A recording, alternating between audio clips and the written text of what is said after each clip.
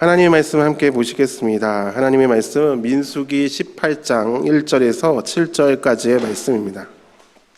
여호와께서 아론에게 이르시되 너와 내 아들들과 내 조상의 가문은 성소에 대한 죄를 함께 담당할 것이요 너와 내 아들들은 너희의 제사장 직분에 대한 죄를 함께 담당할 것이니라. 너는 내 형제 레위 지파 곧 내 조상의 지파를 데려다가 너와 함께 있게 하여 너와 내 아들들이 증거의 장막 앞에 있을 때 그들이 너를 돕게 하라. 레위인은 내 직무와 장막의 모든 직무를 지키려니와 성소의 기구와 제단에는 가까이 하지 못하리니 두렵건대 그들과 너희가 죽을까 하노라. 레위인은 너와 합동하여 장막의 모든 일과 회막의 직무를 다할 것이요 다른 사람은 너희에게 가까이 하지 못할 것이니라. 이와 같이 너희는 성소의 직무와 제단의 직무를 다하라. 그리하면 여호와의 진노가 다시는 이스라엘 자손에게 미치지 아니하리라. 보라, 내가 이스라엘 자손 중에서 너희의 형제 레위인을 택하여 내게 돌리고 너희에게 선물로 주어 회막의 일을 하게 하였나니 너와 내 아들들은 제단과 휘장 안에 모든 일에 대하여 제사장의 직분을 지켜 섬기라. 내가 제사장의 직분을 너희에게 선물로 주었은즉 거기 가까이 하는 외인은 죽임을 당할지니라. 아멘.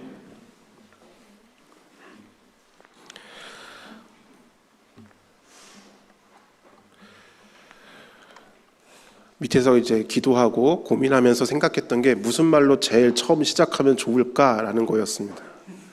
근데 아무리 생각해도 답이 떠오르지가 않았습니다. 왜냐하면 이제 우리 친구들, 특히 주일학교 어린이들의 표정을 보시면 알겠지만 되게 기분이 상해 있습니다.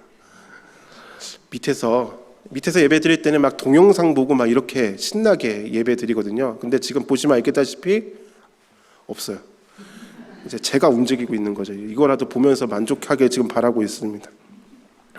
오늘 말씀은 민수기 18장 말씀입니다. 사실 주일학교에서는 지금 막 유치부를 제외하고 어린이부는 이제 막 소위 노아의 홍수 사건이 끝난 상황입니다. 근데 이 친구들한테 갑자기 민수기 이야기를 하려면은 듣는 친구들 입장에서 힘들기 때문에 여러분들이 조금만 감안해 주시고, 여러분들 다 아는 이야기지만 민수기 18장까지 뭔 일이 있었는지를 좀 간략하게 정리하고 넘어가려고 합니다. 괜찮으시죠?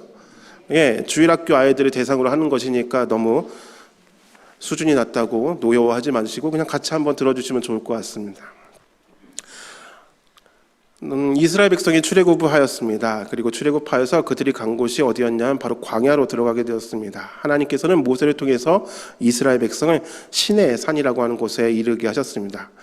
출애굽기 19장에서부터 민수기 10장 10절까지의 이야기가 바로 그 시내산에서의 이야기입니다. 시내산에서 이스라엘 백성들은 약 1년여의 시간을 보내면서 무엇을 했느냐? 모세가 하나님께로부터 받은 말씀, 곧 율법의 말씀을 배우고 익혔습니다. 그리고 출애굽기와 민수기 사이에 있는 레위기의 말씀을 또 배웠죠. 그래서 제사 드리는 법도 배웠습니다. 1년의 시간 동안 그들은 성막도 건설하였지만 무엇보다도 하나님께 제사 드리는, 즉 예배 드리는 법을 배웠습니다. 왜냐하면 이스라엘 백성은 이 일을 위해서 부름받았기 때문입니다. 출애굽기 19장 5절과 6절에 보면 하나님께서 이스라엘 백성을 출애굽하신 근본적인 이유를 말씀하십니다. 즉 하나님의 나름의 계획을 말씀하시죠. 그것이 무엇이냐? 나는 너희를 제사장 나라로 만들겠다라는 것이었습니다. 제사장 나라입니다. 한 명만 제사장이 되는 것이 아니라 이 민족 전체를 제사장으로 만드시겠다라는 것이죠. 제사장이 무엇 하는 사람입니까? 제사를 드리는 사람, 즉 오늘날로 표현하면 예배자입니다. 즉 이스라엘 백성이 예배를 할 수 있도록 예배를 훈련하는 시간을 1년 동안 가졌던 것입니다. 그렇기 때문에 출애굽기 19장에서부터 그리고 민수기 10장 10절까지는 훈련받는 기간이니까 딱히 할 게 없었습니다. 그냥 시내산 밑에 가만히 있으면 정착한 생활이었어요. 그런데 민수기 10장 11절부터 이스라엘 백성이 무엇을 하느냐? 이제 가나안 땅을 향해서 출발합니다. 왜? 시내산에 머무는 게 그들의 목적이 아니었기 때문입니다. 가나안 땅에 들어가서 무엇을 해야 됩니까? 제사장 나라답게 사는 것이 그들의 목적이었습니다. 그런데 이 일을 어떡합니까? 가만히 있을 때는 몰랐는데 이동하면서 보니까 하나님에 대한 불만이 터져 나오기 시작합니다. 민수기라고 하는 책은 원래 처음부터 책 제목이 민수기가 아니었습니다. 뭐 사람 숫자 세는데 관심 있느냐? 사실 그런 거 관심 없는 책입니다. 민수기의 주된 관심은 무엇이냐? 히브리어 성경으로 원래 제목이 따로 없어요. 그래서 이 히브리 사람들은 이 구약 성경의 이름 대신에 맨 처음에 나오는 단어 또는 중요하다고 생각되는 단어를 이름으로 대신 삼아 불렀습니다. 베미드바르, 이것이 바로 민수기의 첫 번째 나오는 단어입니다. 광야에서라는 뜻입니다. 그러니까 민수기는 광야에서 이스라엘 백성이 어떻게 지냈느냐라는 것을 이야기하는 책입니다. 그래서 광야 생활의 이야기가 주된 이야기입니다. 그 시작에 숫자를 셌고 그 끝에 숫자를 세서 이거를 헬라어로 번역하던 사람들이 야 이거 제목 없으면 너무 심심하지 않겠느냐 해갖고 민수기라고 하는 책을 붙였을 뿐이죠. 이름을 붙였을 뿐이죠. 그렇기 때문에 민수기는 광야에서 진행되는 생활이 주된 이야기입니다. 그런데 광야는 어떤 곳입니까? 물이 없다고 불평을 합니다. 먹을 게 없다고 불평합니다. 그때마다 하나님이 물을 주시고 먹을 것을 주십니다. 즉 광야는 어떤 곳이냐? 하나님의 임재를 경험하는 곳입니다. 아, 하나님이 우리와 함께 하시는구나. 사실 굳이 멀리 시선을 옮길 필요가 없습니다. 그들이 머물고 있는 진영에 늘 한가운데 떡하니 자리 잡고 있는 것이 무엇이냐? 바로 성막이었습니다. 그 성막에 구름이, 연기가 덮여 있으면 아, 하나님이 저기 계시는구나. 그러니까 하나님이 계시느냐 안 계시느냐 고민할 필요가 없었습니다. 아침에 일어나서 천막을 제끼고 딱 보면은 보이는 게 뭐예요? 예, 그게 성막이에요. 거기에 구름이 있거나 밤이면 불기둥이 확 타오르고 있는. 그러니까 그거 보면은 하나님이 우리와 함께 하시는구나 라고 느낄 수 있죠. 근데 문제는 무엇이냐? 광야는 하나님의 함께 하심을 느끼는 장소이기도 했지만 또 한편으로는 하나님이 정말 우리와 함께 하셔? 라고 물어보는 장소이기도 했습니다. 눈으로는 하나님이 계시는 게 보이는데 피부에 안 와닿아요. 왜요? 물이 없잖아요. 날마다 물이 알아서 공급되면 좋은데 물이 없어요. 만나 좋아요. 맨날 먹을 수 있으니까 좋아요. 그런데 우리 친구들도 그렇지만 맨날 피자만 먹으면 참 행복하겠다라고 생각하겠지만 먹다 보면 이제 질리기 시작하는 것처럼 만나에 질렸습니다. 그러니 무슨 일이 발생하느냐? 애굽에 있었을 때가 좋았대요. 애굽에 있을 때는 공짜로 생선도 먹었고, 공짜로 수박과 참외도 먹었고, 부추도 먹었고, 그리고 여기 주일학교 친구들이 드디어 의아해할 만한 단어가 등장합니다. 마늘도 먹었는데, 파도 먹었는데 벌써 절레절레 흔드는 친구들이 있어요. 왜요? 그거 먹는 게 그렇게 그리워요? 공짜로 마늘과 파를 먹었던 추억에 빠져 있습니다. 왜 그랬을까요? 이스라엘 백성은 출애굽하면서 그들의 목표는 하나였습니다. 가나안 땅에 들어가는 것. 그러니까 가나안을 향하는 마음이 있어야 되는데 지내면서 보니까 가나안은 언제 갈지 모르겠고 계속 광야에서만 있으니까 점점 생각이 옛날에 대한 추억 보정에 빠지는 거예요. 옛날이 좋았어. 그때는 공짜로 생선도 먹었는데. 여러분, 노예로 지내는데 공짜로 먹어봤자 얼마나 많이 주겠습니까? 여기 지금 질릴 정도로 만나를 먹고 있는데 그러면서도 하는 말이 생선 먹을 때가 좋았지 이러고 있는 거예요. 그러다 보니까 어디까지 가느냐? 마늘 파 먹을 때가 좋았어. 힘들죠. 애굽에 대한 환상에 빠지기 시작합니다. 그게 민수기에서 나와 있는 이스라엘 백성들의 모습입니다. 하나님이 우리와 함께 하시는데 피부에 안 와닿는다는 거예요. 그래서 하나님의 부재를 느끼는 장소가 또한 광야입니다. 그러니까 눈으로 보면 하나님이 계시고 와 목마른데 하나님 어디 계신 거야? 왜 물 안 주시는 거야 제때? 그래서 하나님이 없다고 투덜대고 만나를 먹을 때는 와 하나님이 나에게 오늘도 먹을 것을 주셔서 좋아하다가 아이씨 이쑤시고 싶은데 고기 없어 고기? 왜 이렇게 하나님은 채식주의야? 막 이런 얘기하고 있는 것이죠. 그러던 와중에 드디어 사건이 하나 터집니다. 그토록 오매불만 기다렸던 도대체 가나안이 어떤 땅이냐? 어디길래 애굽에서 굳이 우리가 나와야 되느냐고서 가나안 땅에 40일 동안 12명의 정탐꾼을 보냈습니다. 드디어 그들이 돌아왔습니다. 멀리서 보는데 뭔가 메고 오고 있어요. 포도였습니다. 아직도 저는 이해가 잘 안 되는 게 포도가 얼마나 하면 둘이서 메고 왔을까라는 생각을 하고 있습니다. 그러니까 마트에서 파는 건 되게 조그만데 이걸 둘이서 메고 오기엔 너무 초라한데 어쨌든 메고 올 정도로 포도도 있었고 보고가 아주 시원시원합니다. 그건 정말 젖과 꿀이 흐르는 여호와께서 예비하신 동산 같은 곳, 막 환호성을 지를 것 같습니다. 그런데 거기 거인이 살고 있어요. 그리고 그들이 봤을 때 우리는 메뚜기 정도밖에 안 될 거예요 라고 얘기합니다. 가나안에 대한 기대가 막 부풀어 오다가 한순간에 싹 사그라듭니다. 분위기가 심상치 않으니까 거기 갈렙이라고 하는 사람이 얘기하죠. 하나님이 우리와 함께 하시면 저들은 우리 밥입니다. 이미 안 들리기 시작합니다. 그래서 이상한 헛소리를 하고 있는 여호수아와 갈렙을 쳐 죽이려고 합니다. 그러다가 하나님이 나타나셔서 나 너희들에게 실망했다라고 하면서 40일을 하루를 1년으로 쳐서 40년을 광야에서 보내게 하겠다라고 말씀하십니다. 큰일 났잖아요. 40년이면은 보통 성경에서 40년이라고 하는 것은 한 세대가 바뀌는 것입니다. 우리는 뭐 10년이면 강산이 벌어진다라고 얘기하는데 이스라엘 사람들에게 40년은 부모는 다 죽고 자녀 세대가 가나안 땅에 들어가게 될 것이다라는 것입니다. 자녀만이라도 가나안 땅에 들어가니까 얼마나 좋아 이런 생각 없습니다. 왜 내가 못 들어가는데? 이 생각이 먼저 들었습니다. 그래서 어떻게 하느냐? 먼저 치고 올라갑니다. 하나님 우리가 범죄하였습니다. 잘못했습니다 라고 얘기하면서도 가나안 땅에 우리가 진격할 때니 하나님 잘 봐주세요 라고 얘기했다가 어떻게 됩니까? 깨집니다. 아주 크게 깨집니다.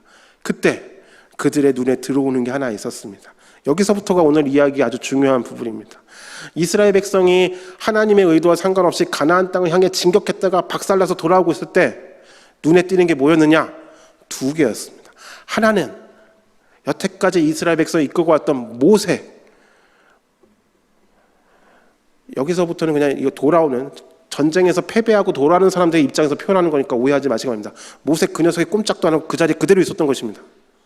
우리가 떠났던 그 자리에 꼼짝도 안 하고 그대로 있었어요. 그리고 언약궤가 거기 있네요. 성막이 거기 그대로 있었어요. 성막이 그대로 있었다는 얘기는 무엇이냐? 아론도 안 올라갔고 그 성막을 지켜야 하는 레위 사람들도 안 올라갔다는 거예요. 모세가 어느 지파 사람이에요? 레위 지파 사람. 왜 안 올라가? 우리 함께 해야지. 그러면서 머릿속에 든 한 가지 생각이 있었습니다. 고대 이집트에서는 파라오와 함께 아주 중요한 정치 세력이 하나 있었는데 그게 누구냐? 바로 제사장이라고 하는 세력이었습니다. 제사장은 아주 강력한 힘을 갖고 있었습니다. 그리고 마치 신들을 주무르는 듯한 그런 느낌을 보여주는 게 이집트에서의 제사장 역할이었습니다. 그런데 패배하고 돌아오는 사람들, 아까 얘기했잖아요. 이집트에 대한 뭐에 빠져 있다고요? 환상에 빠져 있다고요.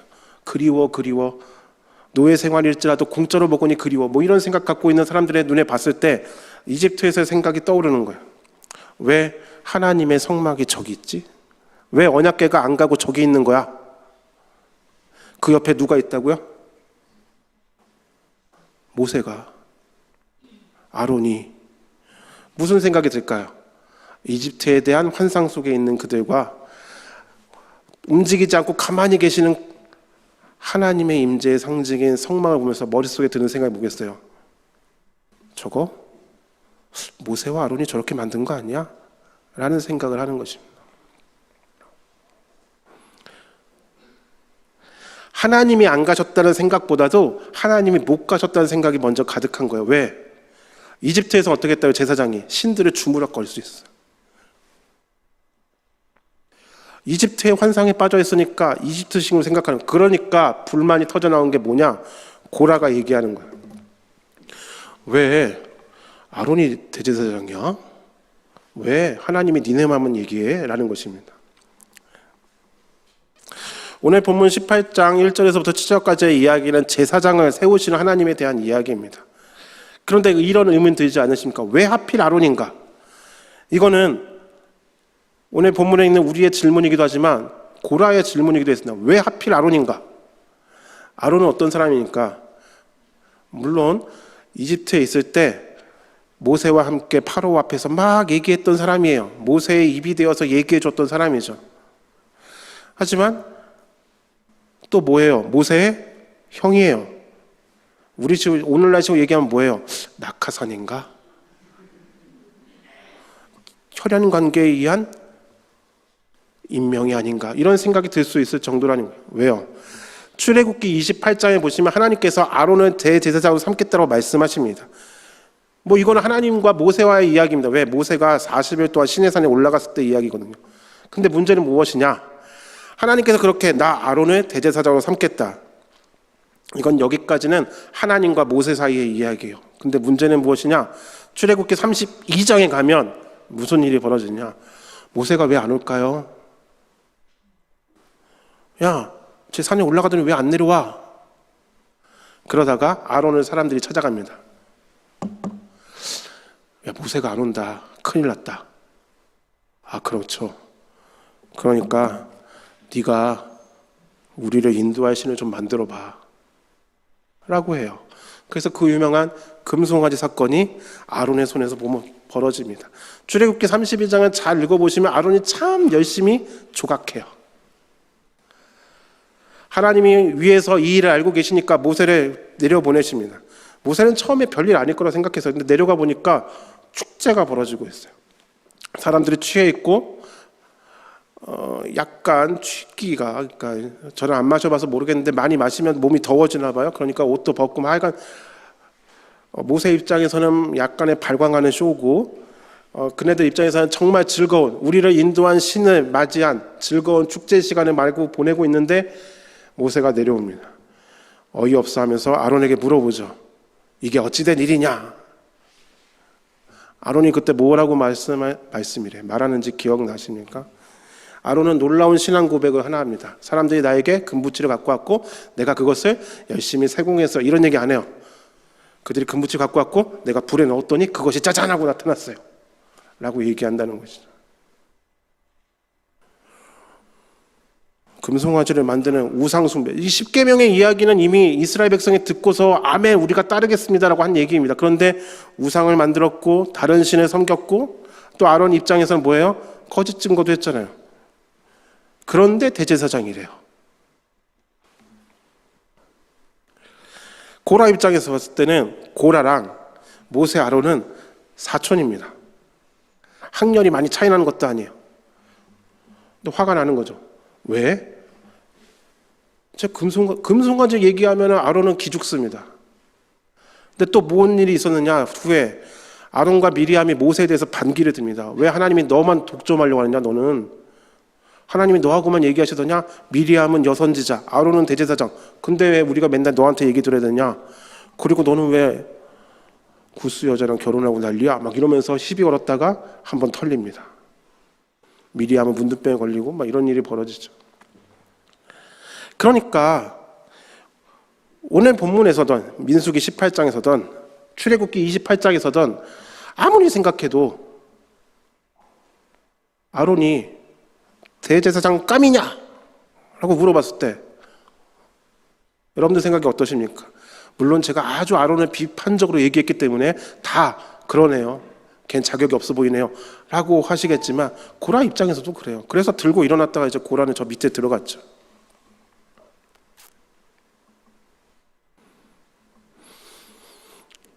자격이 없어 보여요. 그런데도 하나님은 오늘 18장에서 28장에서 한번 그렇게 말씀하시고 오늘 민수기 18장에서 다시 한번 난 너를 제사장으로 삼겠다라고 말씀하십니다. 왜 이렇게 하나님이 집요하게 아론을 물고 넘어지시는 걸까요?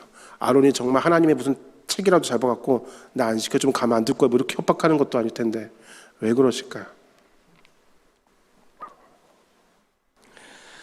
오늘 본문 말씀 6절과 7절 말씀을 함께 보시겠습니다. 민수기 18장 6절과 7절 말씀입니다. 잘 보세요. 보라, 내가 이스라엘 자손 중에서 너희의 형제 레위인을 택하여 내게 돌리고. 민수기 시작할 때 인구 조사를 합니다. 그러면서 무슨 일을 하느냐? 이게 12지파예요. 르우벤부터 시작해서 베냐민까지 12지파예요. 거기에 원래 레위 지파가 포함되어 있었어. 그런데 출애굽하면서 이스라엘 백성과 이집트 사이에 무슨 일이 벌어졌느냐? 10번째 재앙 기억나시죠?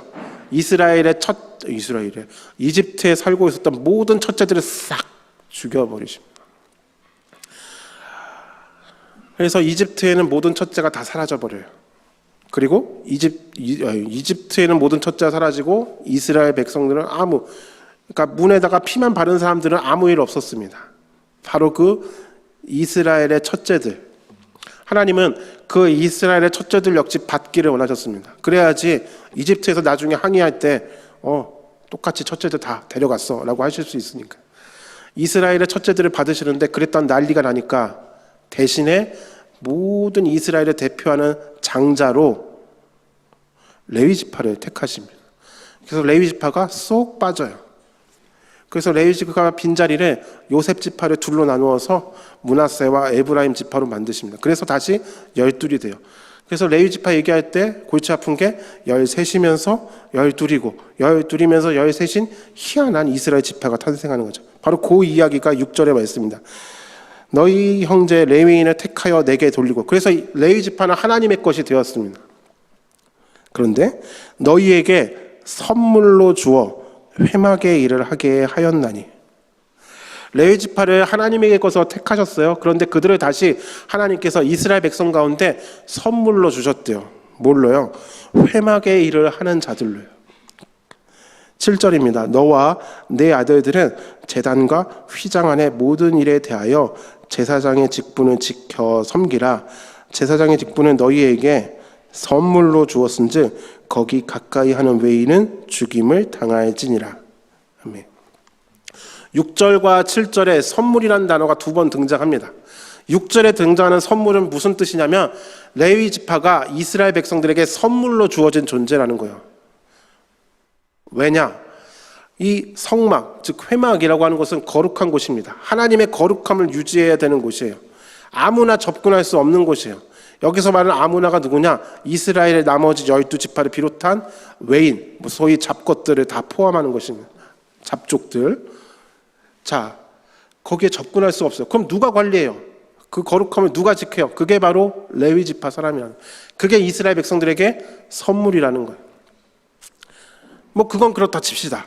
근데 7절에서 하나님은 뭐라고 말씀하시냐?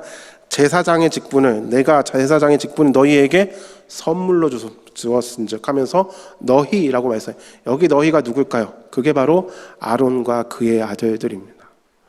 그러면 아론과 그의 아들들이 제사장이 된 이유가 뭐예요? 선물이에요. 고라가 따졌죠. 왜? 뭔 자격이 있어서? 하나님의 답은 그것입니다. 선물로 준 거야. 이게 신약으로 오면 무슨 뜻으로 바뀌느냐? 은혜야 라고 하는 거죠.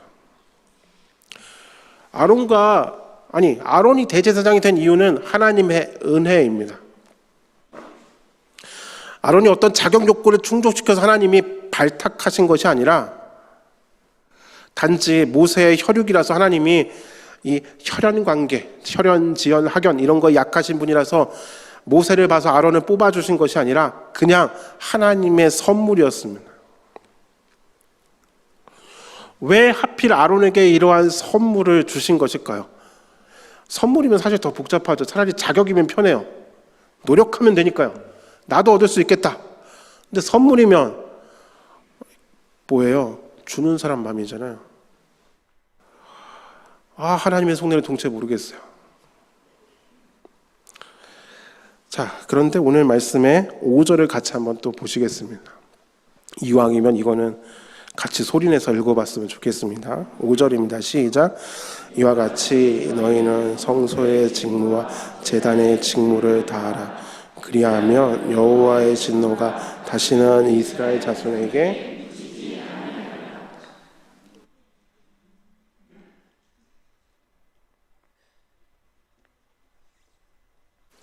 선물이라는 단어와 함께 중요한 단어가 하나 여기 5절에서 등장합니다. 그게 바로 오늘 설교의 제목에 포함되어 있기도 하죠. 뭘까요?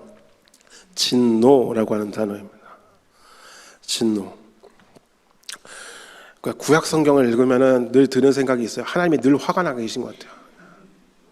나는 진노하는 하나님이라 하면 그런 것도 있고 뭐 맨날 하나님이 심판만 하시니까요. 그래서 오죽하면 어떤 이단이 생겨났어요. 구약 시대의 하나님은 여호와는 악의 신, 화난 신, 신약 시대의 하나님은 사랑의 신, 뭐 이런 이단이 생겨났을 정도로 구약의 하나님 보면은 왜 이렇게 화가 많으신지 모르시겠죠.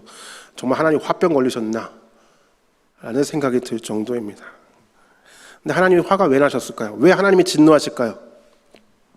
이유는 간단합니다. 창세기 3장에 있는 것처럼 모든 인간이 죄를 범하였기 때문입니다. 죄로 말미암아 모든 인간은 하나님의 진노를 사게 되었습니다. 단지 죽음의 기한이 유예로 하면 되지. 죽음의 시간이 잠시 뒤로 밀려졌을 뿐이지 죽긴 마찬가지입니다. 우리가 흔히 복음 전한다고 해서 이렇게 짤막하게 빠르게 스피드 있게 전한다고 해서 예수 천당, 분신, 지옥 이렇게 표현해서 전도하잖아요. 그래서 오해합니다. 예수 안 믿으면 지옥 간다고? 그런 신이 어딨어? 이렇게 항의합니다. 그런데 정확하게 얘기하면 예수를 안 믿어서 지옥 가는 게 아닙니다. 원래 지옥 갑니다. 성경을 보세요. 원래 지옥 갑니다. 안 믿어서 지옥 가는 게 아니라요. 하나님이 죄인들은 그냥 그렇게 하기로 끝나셨어요. 근데 예수님을 보내주신 거예요. 그래서 믿는 자가 구원을 받는 거예요. 안 믿어서 너 안 믿어? 나 화가 났어. 내 아들 그 귀한 아들을 죽게 내가 내버렸는데 그걸 안 믿어? 화났다. 너 지옥 가. 이게 아니라 원래 지옥 가는 거예요. 원래 진노의 대상에 우리 모두는 원래 우리는 하나님의 화병 일으키는 존재였습니다. 존재 자체가 화를 일으키는 존재예요. 볼 때마다 화가 나는 거죠. 이스라엘도 마찬가지입니다. 하나님의 임재와 부재를 혼란 속에서 겪고 있는 이스라엘 백성들이 하는 것이 하나님이 십계명을 주시면서 제일 먼저 하시는 계명이 뭔지 아십니까? 너는 나 외에 다른 신을 섬기지 말라라고 생각하시겠지만 그 위에 보면 하나님이 계속 강조하는 게 있어요. 나는 너희를 애굽에서 인도해낸 너희 하나님 여호와다라고 말씀하세요. 내가 구해줬어. 하나님이 이렇게 생색내셔야지만 이스라엘 백성이 알아주는 시대였습니다.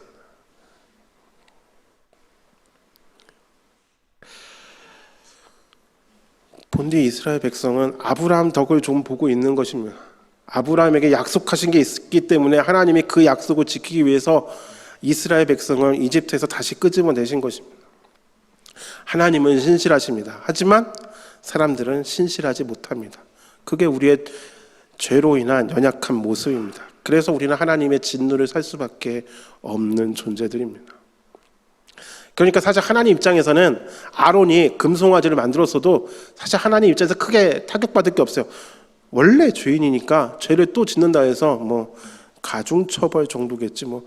생각해 보세요. 매일 하루에 죄를 단 하나만 짓는다고 생각해 봅시다. 거짓말을 하나만 짓는다고 생각해 보세요. 그 정도는 좀 괜찮죠. 덜 짓는 것 같잖아요.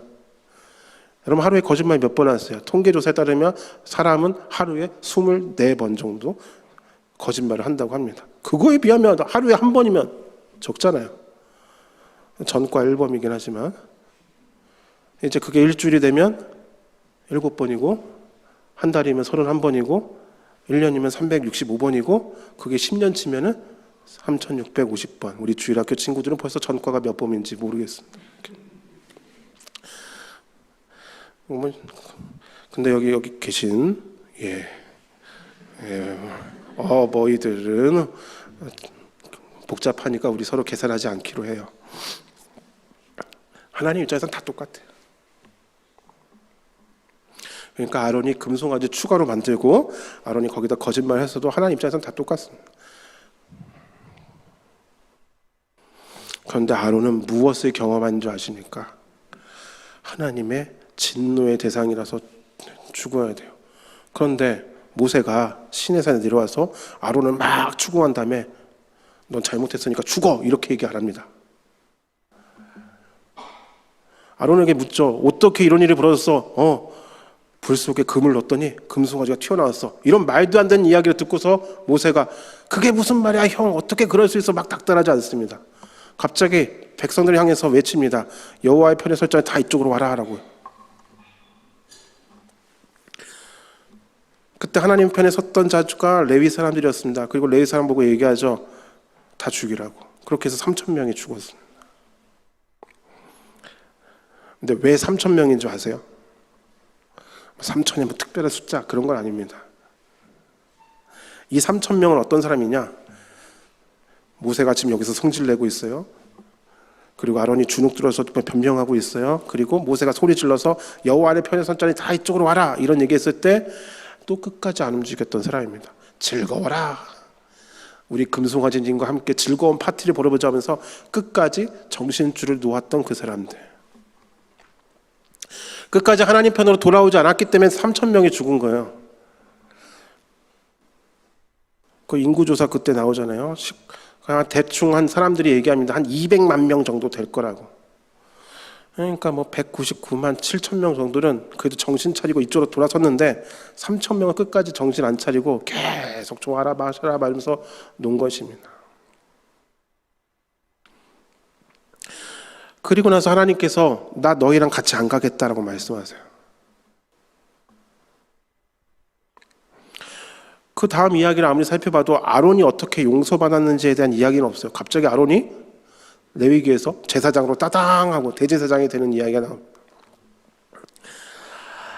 아론이 하나님께로부터 경험한 것이 하나 있는데 그게 무엇이냐면은 금송아지, 하나님의 계명을 가장 먼저 어긴 사람, 가장 앞서서 어긴 사람, 용서받기 참 어려운 죄를 지은 사람이라는 것을 확연히 경험했는데 하나님은 그를 용서하십니다. 그걸 가리켜 우리는 은혜라고 얘기하죠. 아론이 대제사장이 될 수 있었던 이유가 무엇이냐라고 묻는다면 오늘 말씀 18장 7절에 있는 것처럼 선물로 주신 것입니다. 그런 아론에게 위기가 찾아왔습니다. 고라가 죽고 다단과 아비람을 추종하던 세력들이 다 죽었어요. 그래서 이스라엘 백성이 우리가 잘못했습니다, 범죄했습니다 막 그렇게 얘기해요. 그게 16장 이야기예요. 그런데 갑자기 그 다음날 아침에 되네 이스라엘 백성들이 모세와 아론을 쫓아와서 얘기합니다. 니들이 죽였지라고 얘기합니다. 분명 모세가 얘기했어. 하나님께서 심판하신 것이다라고 알려줬는데도 불구하고 그때는 막 울면서 우리가 어떻게 하나님께 가까이 갈 수 있겠습니까? 겁먹었던 인간들이 다음날 아침에 하니까 기억이 리셋이 됐는지 오자마자 모세와 아론에게 니들이 그 사람들을 죽인 거야, 주의 백성을 죽였어 막 다그칩니다. 모세와 아론이 어떻게 하느냐? 또 하나님께 엎드립니다. 하나님은 누구 편에 드셨느냐? 당연히 모세와 아론의 편에 드셨습니다. 왜? 하나님이 하신 심판이거든요. 그럼 여기서 또 의문이 들죠. 왜 백성들이 그 다음날 아침에 모세와 아론을 닥달하러 왔는가? 왜 왔다고 생각하세요? 이미 그들의 말에 답이 있습니다. 니들이 죽였어 라고 하는 말 속에 담겨진 뜻이 무엇입니까?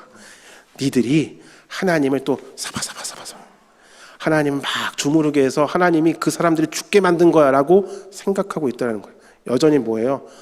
이집트적 생각을 갖고 있는 거예요.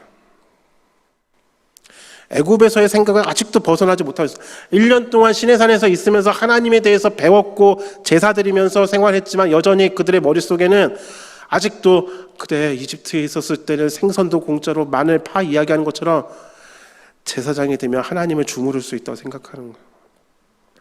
근데 이제는 하나님이 도저히 참으실 수가 없었습니다. 왜?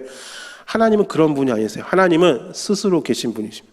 무엇에 좌지우지 되지 않는 분이십니다. 야, 얘는 비둘기 바쳤는데 너는 소를 바쳤어? 오케이, 소 바친 쪽을 들어주겠어. 이런 하나님 아니세요. 누가 물어보잖아요. 예수 믿는 축구 감독과 예수 믿는 축구 감독 둘이서 대결을 벌이면 하나님이 어느 쪽에 승리를 주실까요? 어디 쪽에 줄까요? 뭐 차범근 감독하고 최순호 감독 둘 다 예수님 믿는다는데 대결하면 어느 팀이 이길까요? 모르죠. 그걸 저한테 물으면 안 됩니다. 하나님이 램프의 요정 마냥 펑 하고 나타나서 소원을 들어주겠습니다 주인님, 이런 분이 아니라는 거예요. 근데 사람들은 자꾸 하나님을 그렇게 주무를 수 있다 생각해요. 특정한 직분이 생기면, 특정한 권력이 생기면 그렇게 할 수 있다고 믿어요. 근데 하나님은 그런 분 아니십니다. 그래서 16장 41절부터 50절까지 오면은 연병의 이스라엘 백성을 쓰기 시작합니다. 하나님의 진노를 그 누구도 막을 수 없는 상황이었습니다. 그때 엎드려 있던 모세가 갑자기 아론에게 얘기합니다. 16장 46절 말씀인데요. 이에 모세가 아론에게 이르되 너는 향로를 가져다가 제단의 불을 그것에 담고 그 위에 향을 피워가지고 급히 회중에게로 가서 그들을 위하여 속죄하라. 여호와께서 진노하셨으므로 연병이 시작되었음이니라 라고 되어 있습니다. 하나님이 또 진노하셨어요. 큰일 났어요. 하나님이 또 진노하셨어요. 이대로면 이번엔 전염병이에요. 다 죽게 생겼어요. 그때 모세가 어떻게 합니까? 누굴 지목합니까? 아론이요. 출동 아론 하면서 아론이 출동합니다. 향로를 들고서. 근데 그냥 향로만 들고 가는 게 아니에요. 모세가 정확하게 그가 해야 될 일을 얘기합니다. 그 일이 무엇입니까? 급히 회중에게로 가서 그들을 위하여 속죄하라. 여기 속죄라고 하는 단어가 등장합니다. 속죄. 그냥 향로만 들고 간다고 되는 게 아니라 이스라엘 백성을 속죄하라는 거예요. 이 속죄가 무슨 뜻이냐? 하나가 되게 하다라는 뜻입니다. 단어 자체가 가진 의미는 그거예요. 무슨 뜻이냐면은 하나님과 사람이 죄로 말미암아 분리되었어요. 더 정확하게 얘기하면 죄 때문에 사람이 하나님께 가까이 갈 수 없게 되었습니다. 마치 이스라엘 백성이 성막에 가까이 가지 못하는 것처럼 말이죠. 거룩하신 그분에게 접근할 수가 없어요. 왜요? 하나님의 진노를 사게 되었으니까. 그런데 그 진노가 18장 5절에 있는 것처럼 미치지 않게, 그 진노가 멈추게, 그 진노의 대상으로부터 벗어나는 방법이 하나 있는데 그게 무엇이냐? 제사장이 그 백성을 속죄하면 되는 거예요. 그 아론이 향로를 들고서 뛰쳐나가면서 속죄를 합니다. 그러다 보니까 어떤 일이 벌어졌느냐? 16장 47절과 48절에 보면 이렇게 되어 있습니다. 아론이 모세의 명령에 따라 향로를 가지고 회중에게로 달려간즉 백성 중에 연병이 시작되었는지라 이에 백성을 위하여 속죄하고 48절입니다. 죽은 자와 산 자 사이에 섰을 때에 연병이 그치니라. 이게 글로 되어 있으니까 동체 그림이 안 그려지는데 마치 이런 거예요. 뭐라고 해야 될까? 쓰나미 같은 파도가 연병처럼 확 백성들을 몰고 있는데 아론이 회막에서부터 뛰쳐나가는 겁니다. 향로를 들고서 백성들을 향해서 뛰어가면서 이제 속죄하는 거예요. 이 양반도 걸어가지 않았어요. 달려갔어요. 막 달려가면서 백성들을 속죄하니까 어떤 일이 벌어졌나? 모든 백성을 덮치고 갔던 그 파도가 아론 바로 앞에서 딱 멈추는 거예요. 죽음의 파도가. 그래서 아론이 선 곳이 어떻게 됐냐? 죽은 자와 산 자 사이에 서게 된 것입니다. 이게 제사장의 역할입니다. 제사장은 어떠한 존재냐? 하나님의 진노를 막는 자입니다. 그 백성을 속죄함으로써 그 백성이 죽음이 아니라 생명을 누릴 수 있게 하는 자가 바로 제사장입니다. 아론의 이러한 모습, 산자와 죽은 자 사이에 선 이 모습, 사실 아론 입장에서 굳이 달려갈 필요 없어요. 시키는 대로 하기만 하면 돼요. 왜? 내가 잘못했다고 나 욕하는 애들이잖아요. 지금 죽어가고 있는 사람들이. 네가 죽었잖아 하고서 날 비난하던 사람들이에요. 날 욕하던 사람이에요. 굳이 달려갈 필요 없어요. 그냥 저처럼 평소 하듯이 그냥 느긋하게 걸어가도 될 거예요. 왜? 할 건 했으니까. 근데 이 양반 어떡합니까? 달려갑니다. 뛰어갑니다. 왜? 한 명이라도 더 살리려고요. 왜 그럴까요? 저는 이해가 안 돼요. 물론 더 많은 사람을 살리고자 하는 마음이 있었겠죠. 나 미워하는 사람인데, 그리고 내가 연병 걸리면 어떡해? 그런 생각이 들 수도 있으니까요. 이와 비슷한 장면이 복음서에 4번이나 반복해서 등장합니다. 십자가 위에 달리신 예수님의 모습을 보시기 바랍니다. 좀 전까지 욕하던 자들입니다. 물론 일주일 전에는 종려나무 같이 흔들면서 막 호산나 하면서 환영했던 그들이 예수를 십자가 못 박으라고 욕했던 사람들입니다. 침 뱉고 따기 때리면서 누가 때렸게 맞춰봐라 이런 얘기했던 사람들입니다. 그런데 십자가에 달리신 예수님께서 제일 먼저 하신 말씀이 무엇입니까? 다 지옥에 나가라 이런 얘기 안 하셨어요. 아버지 저들의 죄를 용서하여 주시옵소서라고 말씀하십니다. 그건 단순히 그분이 사랑이 많으셔서가 아닙니다. 히브리서에 보면 예수님이 어떤 분으로 소개됩니까? 아론보다도 더 뛰어난 대제사장으로 소개되고 있습니다. 아론은 예수님의 예고편이었을 뿐이에요. 레위 사람들도 아론의 수많은 자손들도 다 예수님의 예고편이었을 뿐입니다. 예수님이 진짜 본편이에요. 예수님이 십자가에서 이루신 이 놀라운 사건은 하나님의 진노를 예수님 혼자 다 받으신 거예요. 저 십자가는 예수님이 하나님의 진노를 흠뻑 받으신 그 상징입니다. 그리고 그 진노가 끝난 걸로, 이제 우리 안 죽게 됐어, 이제 우리 살았어, 끝난 게 아닙니다. 바울은 예수님을 가리켜 속죄 제물이라고 얘기하면서 또 화목 제물이라고 얘기합니다. 즉 하나님과 우리 사이를 뭐 하시는 분이냐? 화해케 하시는 분이라는 거예요. 그래서 오늘 말씀의 제목이 진노에서 화해로라는 것입니다. 예수님의 십자가는 우리를 구원하셨습니다. 구원을 표현하는 여러 가지 표현들이 있어요. 거듭났다라고 하는, 중생이라고 하는 표현도 있고, 또 의롭게 인정받았다라고 하는 법정의 용어인 칭의도 있습니다. 그 다음에 나는 너를 내 아들로 받아들이겠다, 딸로 받아들이겠다라고 하는 입양시키는 입양의 의미도 있습니다. 아들 되었다라고 하죠. 그런데 구원의 또 다른 표현 가운데 하나가 바로 이것입니다. 속죄입니다. 끊어졌던 것, 망가졌던 것을 다시 하나 되게 하시는 것.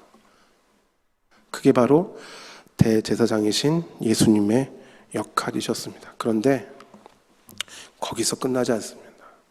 예수님은 우리도 그러한 제사장이라고 말씀하십니다. 함께 말씀 보실까요? 베드로전서 2장 5절과 9절, 5절 말씀 함께 보실까요?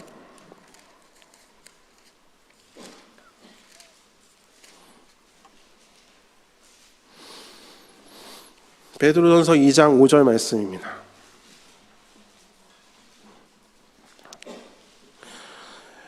제가 읽을게요. 너희도 산돌같이 신령한 제업으로 세워지고 예수 그리스도 말미암아 하나님이 기쁘시게 받으실 신령한 제사를 드릴 거룩한 제사장이 될지니라. 너희가 누구예요? 구원받은 자들이요. 저와 여러분도 뭐예요? 신령한 제사를 드릴 거룩한 제사장입니다. 또한 이건 너무 유명한 말씀, 바로 밑에 있는 9절 말씀, 어차피 펴져 있으니까 읽으실 수 있죠. 9절 같이 한번 읽겠습니다. 시작. 그러나 너희는 택하신 족속이요 왕같은 제사장들이요 거룩한 나라요 그의 소유가 된 백성이니 이는 너희를 어두운 데서 불러내어 그의 기이한 빛에 들어가게 하시니에 아름다운 덕을 선포하게 하려 하심이라. 아멘. 한 군데만 더 볼까요? 요한계시록입니다. 요한계시록 1장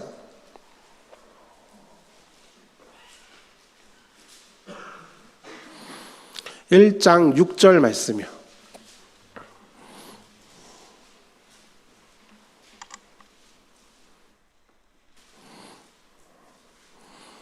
같이 읽겠습니다. 시작. 그의 아버지 하나님을 위하여 우리를 나라와 제사장으로 삼으신 그에게 영광과 능력이 세세토록 있기를 원하노라. 아멘.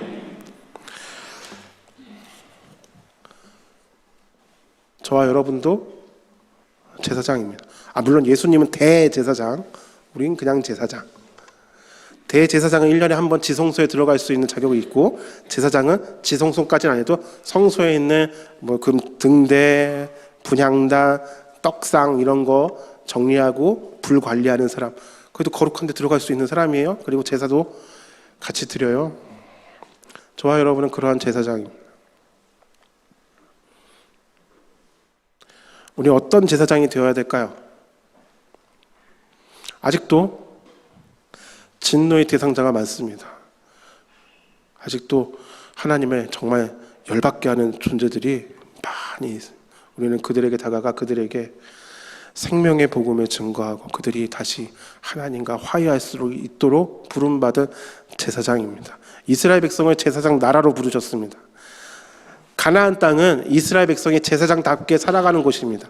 제사장에겐 반드시 필요한 게 하나 있습니다. 뭐냐? 제사를 드리러 나오는 사람들입니다. 그래서 구약의 예언서들에 보면은 늘 나오는 게 있어요. 말일이 되면, 때가 되면, 말세가 되면 이방 나라들이 다 시온산으로 찾아온대요. 왜? 예배 드리러. 그 제사장 된 이스라엘을 통해서 하나님께 나아가기 위해서 찾아온다라는 것입니다.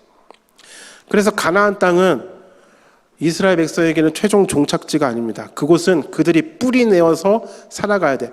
제사장이 되어서 살아갈 곳입니다. 하나님은 그들을 그곳에 보내고자 계획하셨던 것이죠.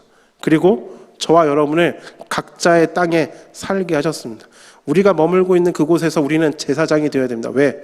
우리를 통해 하나님을 만나고자 하는 이들이 있다라는 거예요. 그 제사장의 직무를 우리는 게을리하면 안 된다라는 것입니다. 내가 게으르면요, 제가 게으르면요, 아론이 달려가지 않고 이제나 저제나 하고 걸어갔다면 더 많은 사람들이 죽었을 거예요. 내가 제사장의 직무를 게을리하고 내가 제사장으로서 거룩하게 살지 않으면 내 주변에 어떤 일이 벌어질까요? 하나님과 화해해야 될 사람들이 있는데, 나를 통해서 만나야 되는데, 나를 통해서 생명을 누려야 되는데 내가 게을러서, 내가 거룩함을 유지하지 못해서. 이스라엘이 그랬잖아요. 사사기 보세요. 개판이잖아요. 누가 그들을 보면서 하나님은 살아계시다, 그러니까 맨날 심판하시는 하나님의 이야기만 구약성경에 구구절절 있는 이유가 무엇입니까? 그들이 제사장으로서 실패했기 때문입니다. 반면에 왜 신약은 왜 예수 하나님은 사랑의 하나님, 그분 너무 좋아, 왜 이러입니까? 예수님이 말씀에 순종하셨으니까요. 철저하게 심판받을 거리가 없으니까요. 그러니까 내 인생이 구약의 인생을 사느냐 신약의 인생을 사느냐 아주 단순합니다. 내가 주 앞에 어떠한 제사장이 되어 살아가느냐. 예수님을 믿으시잖아요. 그럼 돼버리셨습니다. 제사장으로 그분이 삼으셨어요. 잘 생각해 보세요. 코디엠은 자기가 서 있는 그곳에서 생명을 증거하고 또 다른 생명을 살리는 일입니다. 이것을 성전의 용어로 바꾸면 이것입니다. 저들이 하나님과 화해할 수 있도록 하나님을 보여주는 사람. 광야는 이스라엘 백성에게 하나님이 계신지 안 계신지 헷갈리게 하는 곳이었습니다. 근데 사실 그들은 하나님이 늘 그들과 함께 하시는 것을 쉽게 알 수 있었어요. 성막을 통해서, 제사장을 통해서 말이죠. 저와 여러분의 삶을 통해서 우리를 하나님은 거룩한 성전 되게 하셨을 뿐만 아니라 우리를 제사장으로도 삼으셨습니다. 저와 여러분을 통해서 생명이 살아나고 하나님과 불편한 관계에 있는 자들이 진노의 대상자가 아니라 이제는 화해의 사람으로 그들이 하나님의 은혜와 복을 누릴 수 있도록 그러한 삶을 살아갈 수 있는 저와 여러분 되시기를 주의 이름으로 부탁드립니다. 기도하시겠습니다. 우리 이제 함께 기도했으면 좋겠습니다. 저와 여러분은 제사장답게 살고 계십니까? 물론 제사장, 그 대제사장이 입는 것처럼 막 흰 에봇에 그냥 금 흉패에 보석 빠방 달린 그런 화려한 옷, 화려한 삶을 안 했지라도 우리는 제사장으로 부름받았습니다. 그런 게 우리가 부름받았습니다. 예수님께서 십자가에 보여주신 것처럼 우리가 그러한 삶을 살기를 원하십니다. 이 시간 기도하실 때 주님, 나를 더욱 거룩하게, 더욱 정결하게 하옵시고, 나로 인하여 저 진노받아야 될 대상들이 이젠 진노가 아니라 하나님의 사랑과 은혜를 누리는 사람이 되게, 나를 화해의 사람으로, 화평케 하는 자로 나를 세워주시옵소서라고 우리 이제 함께 기도하며 나가겠습니다. 기도하시겠습니다.